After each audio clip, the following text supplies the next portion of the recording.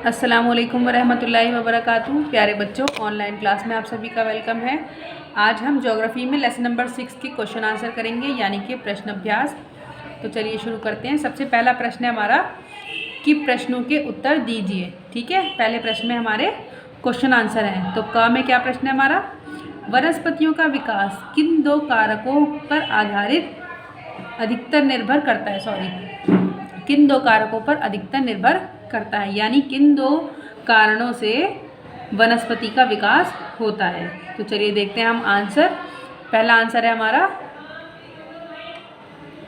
कि तापमान पर और आर्द्रता पर। किस पर निर्भर करता है, दो कारक कौन से हैं। पहले हेडिंग डालेंगे, फिर लिखेंगे तापमान और आर्द्रता, नमी यानी आर्द्रता। ठीक है, अब देखते हैं क्वेश्चन नंबर 2 यानी ख। प्राकृतिक वनस्पतियों के तीन मुख्य श्रेणियां कौन कौन सी हैं। ठीक है, कौन कौन सी कैटेगरी हैं, श्रेणी है किसकी, प्राकृतिक वनस्पति की। तो ये भी पढ़ चुके हैं आप लेसन में, क्या है तीन कैटेगरी, यानी श्रेणी। नंबर 1 वन, नंबर 2 घास स्थल और तीसरा कांटेदार झाड़ियाँ जो जलवायु के अकॉर्डिंग पाई जाती हैं। आगे देखिए ग, उष्ण कटिबंधीय सदाबहार वन के दो दृढ़ काष्ठ वाले पेड़ों के नाम बताइए। यानी कि उष्ण कटिबंधीय सदाबहार वन जो होते हैं उनमें पाए जाने वाले दृढ़ काष्ठ, जिनका जो है तना कठोर होता है। ठीक है, तो उसके नाम लिखते हैं हम ग। उत्तर है हमारा रोजवुड और महोगनी। ठीक है, अगला प्रश्न है प्रश्न नंबर घ।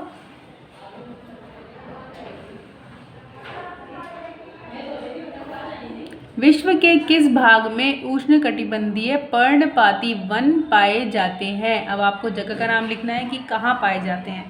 तो इसका उत्तर है उष्णकटिबंधीय पर्णपाती वन मुख्यतः भारत, उत्तरी ऑस्ट्रेलिया यानी कि भारत में पाए जाते हैं और उत्तरी ऑस्ट्रेलिया में पाए जाते हैं एवं मध्य अमेरिका के बड़े हिस्सों में पाए जाते हैं। अगला प्रश्न है प्रश्न नंबर 4। नींबू वंश स्ट्रीट्स के फल किस जलवायु में उगते हैं। यानी कि सिट्रिक फ्रूट जो होते हैं वो हमारे किस जलवायु में उगते हैं। नींबू वंश यानी नींबू की प्रजाति वाले, संतरा भी उसमें ही होता है। यानी ये नहीं कि सिर्फ नींबू, जो भी सिट्रिक फ्रूट हैं हमारे वो किस जलवायु में पाए जाते हैं। इसका उत्तर है देखिए च, नींबू वंश के वृक्ष भूमध्य सागरीय जलवायु में पाए जाते हैं। यानी भूमध्य रेखा के आसपास जिस जलवायु होती है उसमें पाए जाते हैं। अगला प्रश्न है प्रश्न नंबर 6। शंकुधारी वन के कोई 4 उपयोग बताइए। जो इस तरह से ट्री होते हैं शंकुधारी वन, ये पहाड़ों में जो ट्री होते हैं इनके उपयोग बताने आपको कि क्या उपयोग हैं। उत्तर देखिए 6 पर। शंकुधारी वनों के प्रमुख 4 उपयोग। पहला है लुगदी बनाना, माचिस की लकड़ी बनाना, पैकिंग करने, जंगली जानवरों को प्राकृतिक आवास उपलब्ध कराना। यानी जंगली जानवर जो हैं ऐसे पेड़ों के नीचे रहते हैं। हल्की लकड़ी वाले वृक्ष होते हैं ये, इनसे लुगदी बनती है, माचिस की लकड़ी बनती है। माचिस की तीली देखी होंगी आपने, ज़्यादा भारी तो नहीं होती ना वो। आगे देखिए प्रश्न नंबर जा है, विश्व के किन भागों में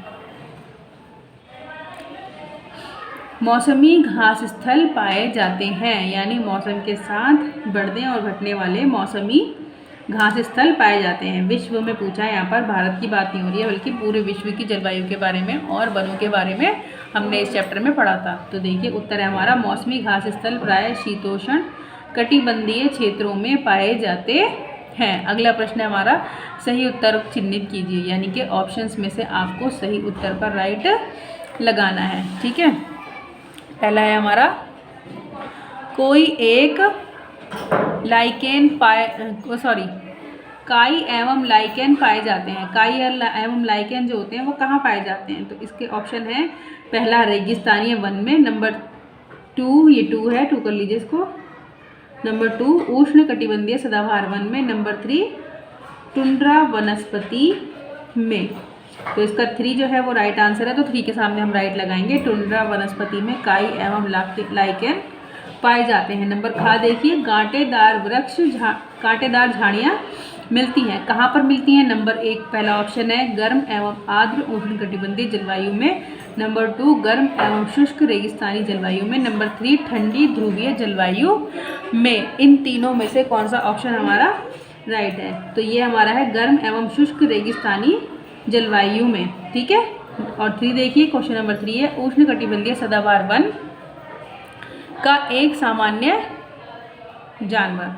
मैंने आपको बताया था कि अलग अलग जलवायु और जंगल के अकॉर्डिंग जानवर भी वहाँ अलग अलग टाइप के रहते हैं। तो यहाँ पर आपसे पूछे गए हैं उष्णकटिबंधीय सदाबहार वन का एक जानवर। 3 ऑप्शन दिए गए हैं आपको, बंदर, जिराफ और ऊँट। इसमें से आपको बताना है। तो ये जो है बंदर पाए जाते हैं, तो बंदर के सामने राइट लगाएंगे। ठीक है। आगे देखिए, क्या है हमारा? स्टेपी घास स्थल पाए जाते हैं कहाँ पर? पहला है दक्षिणी अफ्रीका, दूसरा है ऑस्ट्रेलिया और तीसरा है रूस। तो ये रूस में पाए जाते हैं, तो रूस के सामने आप राइट लगाएंगे। ठीक है। अगला क्वेश्चन है स्तंभ, निम्नलिखित स्तंभों के मिलान कीजिए। इसमें हमें मैचिंग करनी है। देखिए, का है हमारा वॉलरस, ये एक जानवर होता है। नंबर 2 देवदार वृक्ष, जैतून, हाथी, कंपास, डाउन। इसको किससे मिलाना है हमें? नर्म काष्ठ का पेड़। नर्म काष्ठ का पेड़ कौन सा है? इसमें से उष्णकटिबंधीय पर्णपाती वन का एक जानवर है, एक ध्रुवीय जानवर है। अंटार्कटिक का शीतोष्ण घास स्थल, एक नींबू वंश सिट्रिक फल का नाम है। ब्राज़ील के उष्णकटिबंधीय घास स्थल। तो स्केल ले लेंगे और स्केल से हम इसको मैच करेंगे। जब आप फेयर कॉपी पे लिखेंगे तो आप सामने सामने आंसर लिख दीजिए, क्योंकि अब आप बड़ी क्लास में आ गए, मैं मिला के बता रही हूँ आपको। ठीक है। वॉलरस क्या है? वॉलरस एक ध्रुवीय जानवर है। ठीक है। तो इसको मिलाएंगे हम 3 से। नंबर 2 देवदार का वृक्ष। देवदार का वृक्ष क्या होता है? एक नरम काष्ठ का पेड़ होता है, यानी कि उसकी लकड़ी जो होती है वो नरम होती है। ठीक है। तो उसको मिलाएंगे हम 1 से। आगे देखिए, जैतून। जैतून क्या है? एक नींबू वंश का फल है। किसका फल है ये? नींबू वंश का। कैसा फल है? सिट्रिक फ्रूट जिसे कहते हैं। आगे देखिए, हाथी। हाथी क्या है? हाथी को किससे मिलाएंगे? हाथी है उष्णकटिबंधीय पर्णपाती वन का एक जानवर। देखिए, इसमें जानवर का नाम आ रहा है और इसको मिला देंगे हम हाथी से। ठीक है। आगे है कंपोज। कंपोज को किससे मिलाना है? कंपोज है ब्राज़ील के एक उष्णकटिबंधीय घास स्थल। ठीक है। तो इसको मिलाएंगे हम नंबर 6 से। अब बचा हमारा डाउन, अंटार्कटिक का शीतोष्ण घास स्थल। ठीक है। तो इसको यहाँ से हम मैच कर लेंगे। ठीक है। आगे देखिए, कारण बताने हमें, यानी कि ऐसा क्यों होता है। ध्रुवीय प्रदेशों में रहने वाले जानवरों के फर एवं त्वचा मोटी होती है। फर जो होते हैं उनके बालों पर बाल जो होते हैं वो मोटी क्यों होती है? इसी त्वचा। ध्रुवीय प्रदेशों में रहने वाले जानवरों के फर एवं त्वचा मोटी होती है, जिससे कि ध्रुवीय प्रदेशों में शीत जलवायु में वे अपने आप को सुरक्षित रख सकें, यानी कि अपने आप को ठंड से बचा सकें। ठीक है। नंबर 2 देखिए, उष्णकटिबंधीय पर्णपाती वन शुष्क मौसम में अपनी पत्तियां गिरा देते हैं। पत्तियां क्यों गिरा देते हैं? क्या कारण है?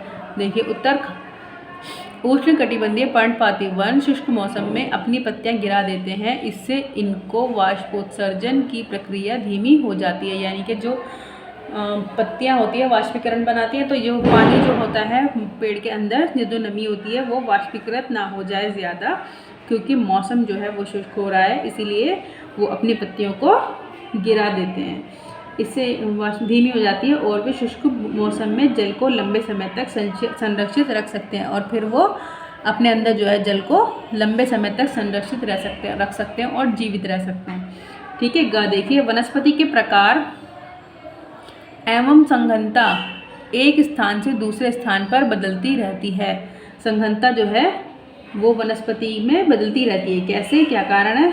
उत्तर देखिए, वनस्पति के प्रकार एवं सघनता का एक स्थान से दूसरे स्थान पर बदलती रहती है, क्योंकि सभी स्थानों पर तापमान समान नहीं होता, इसलिए तापमान के अकॉर्डिंग ही बदलती रहती है। सभी स्थानों पर वर्षा की मात्रा भिन्न भिन्न होती है, कहीं ज़्यादा वर्षा होती है, कहीं मध्यम होती है और कहीं कम होती है बहुत। सभी स्थानों के ढाल एवं मृदा की परत की मोटाई। ठीक है। जहाँ पर परत की मोटाई होगी वहाँ वृक्ष अधिक होंगे। इसीलिए जो है वनस्पति में भिन्नता पाई जाती है। ये आप पढ़ चुके हैं लेसन में। तो यहाँ तक जो है सभी बच्चे अपनी बुक कॉपी पर फेयर कॉपी पर ज्योग्राफी की क्वेश्चन आंसर कंप्लीट कर लेंगे। मिलते हैं हम नेक्स्ट वीडियो में नेक्स्ट क्लास में। तब तक के लिए अल्लाह हाफिज़। अस्सलामु अलैकुम वरहमतुल्लाहि वबरकातुहू।